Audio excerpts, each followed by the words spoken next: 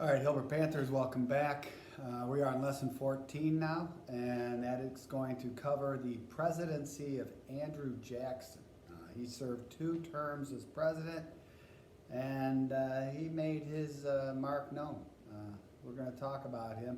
There are 4 things we want to talk about under President Jackson. So our learning target is to take a look at these 4 issues. And the first one is going to be something known as Jacksonian democracy. And so we'll take a look at that. And then we'll take a look at something called the nullification crisis. If you want to nullify something, you want to cancel it. So we'll take a look at that. And then he had a battle with the Bank of the U.S. We'll take a look at that.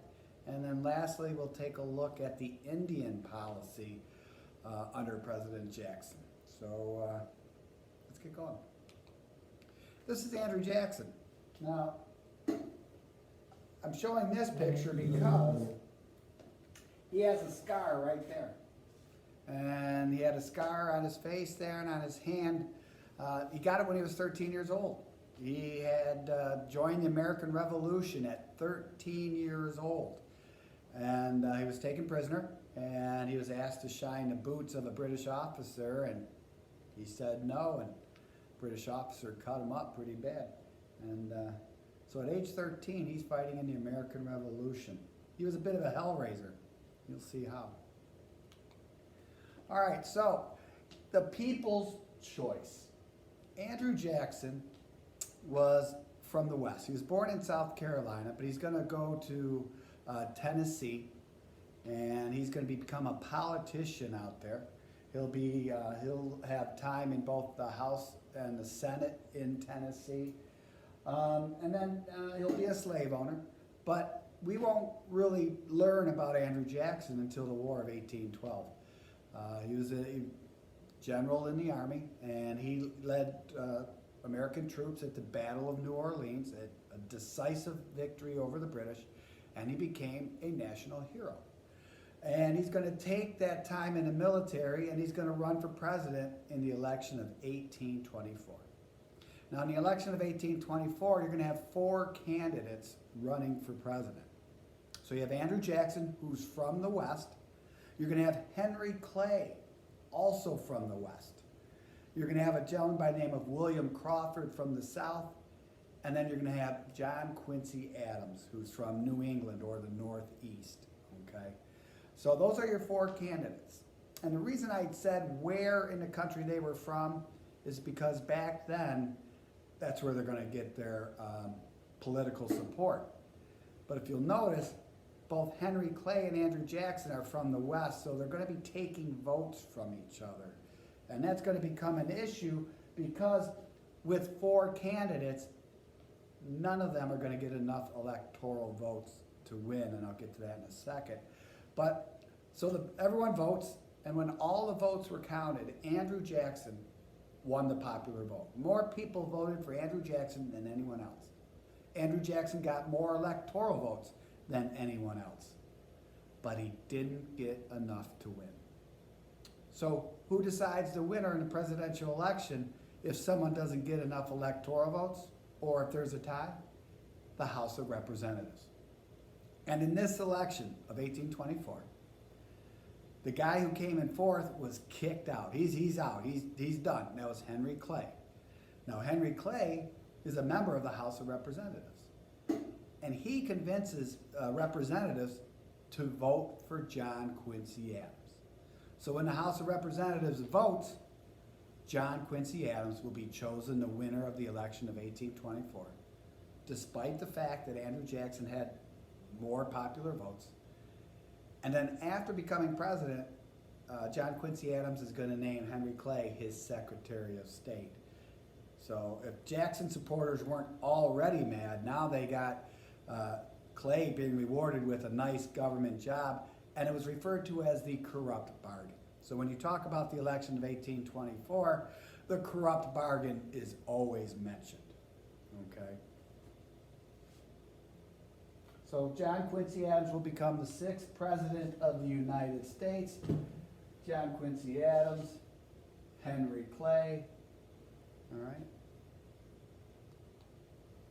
And then here's just an electoral map, and like I said, the area of the country where they were from is where they're gonna get their votes. John Quincy Adams, right here, he's gonna get all of these states. He's from the Northeast. A lot of the green states are the southern states. It's William Crawford. And then the western states, you can see a few different colors. They're going to be split between Jackson and Clay.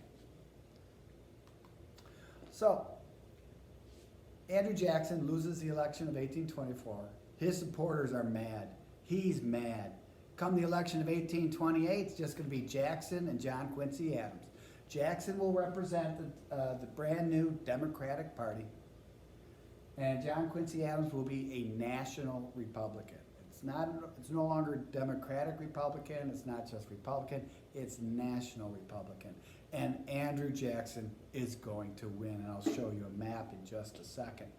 But the importance of this election, and this is where Jacksonian democracy comes in, is that the common guy, the farmer, the tradesman, they were able to vote finally in elections. Before this time, you had to own a certain amount of land, or you had to be a church member, or something like that. But in this time period now, all you had to do was be a white man. Women couldn't vote, Native Americans couldn't vote, African Americans couldn't vote, slaves couldn't vote, white men could vote. And in this election, 1 million more voters were able to take part than they did in the election of 1824. And these were just your common people, and they identified with Andrew Jackson being one of them. All right. And as you can see, Andrew Jackson is in the purple, and John Quincy Adams is in the brown. So, overwhelming victory for Jackson. And so now, let's take a look at Andrew Jackson. His approach to governing. He would listen to advisors, but he would do whatever his gut told him to do. All right. And there's two things that stand out when you talk about Andrew Jackson and his time as president. One is the kitchen cabinet. Now, every president has had a cabinet. It's a group of advisors. And to be on the cabinet, that person has to be approved by the Senate. So the legislative branch has to approve whoever is on the president's cabinet. Now this, the kitchen cabinet, was his informal cabinet. It was called his kitchen cabinet because they met in the kitchen. But this was a group made up of newspaper editors and some of his political supporters. And this was not the official cabinet, but these are the people who Andrew Jackson listened to. And then you also have something known as the spoils system. And that comes from, to the victor belong the spoils. Andrew Jackson won. So what he did was he started rewarding his political supporters with government jobs. And he's not the only president that's ever done it. It's just that until he came along, he did it at the largest scale. But like I said, every president does it. And you just put some of your supporters, you give them government jobs. You reward them for supporting you. All right? All right, the first issue I want to talk about while Andrew Jackson is president is something called the nullification crisis. Now, as I mentioned earlier, if you nullify something, you cancel it. And so what was going on was in 1828, Congress passed a tariff. It is a tax on goods that come in from other countries. And Congress passed the largest tax in history in 1828. It was called the Tariff of Abominations in the South. They didn't like it. But the North, it helped the North. And here's what happened. By making foreign goods more expensive, that's going to help American factories. They're going to start selling more of their own goods. And they're going to be able to start selling theirs around the world. So by making foreign goods more expensive, people start buying more American goods. That helps the North. That's where the factories are located. Why didn't the South like this? Well, the South bought their factory goods from Europe. And under this tariff, they got to pay more money now. So they're not very happy with that. So it raised prices for the goods from Europe. And then what really worried the Southerners was was cotton going to be affected? Because cotton was the #1 crop in the United States. It was grown on plantations in the South.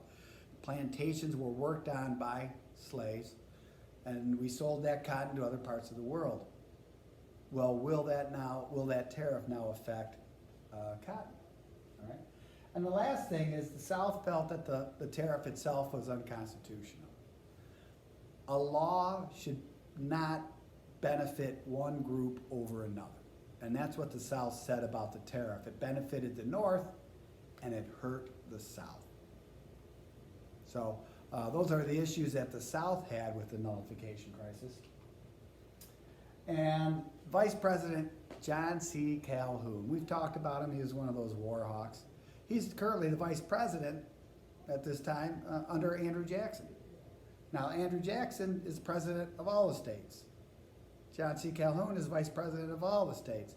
But John C. Calhoun stepped in, and he's from South Carolina, and he said that, hey, southern states, void that tariff. Don't follow that tariff. It's unconstitutional. Andrew Jackson couldn't believe what Calhoun was saying. They became bitter enemies from that moment on. And so in 1832, Congress lowered the tariff.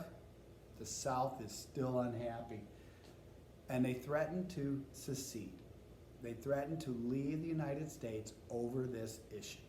All right? Well, that makes Jackson even more mad. And he gets Congress to pass something called the Force Bill.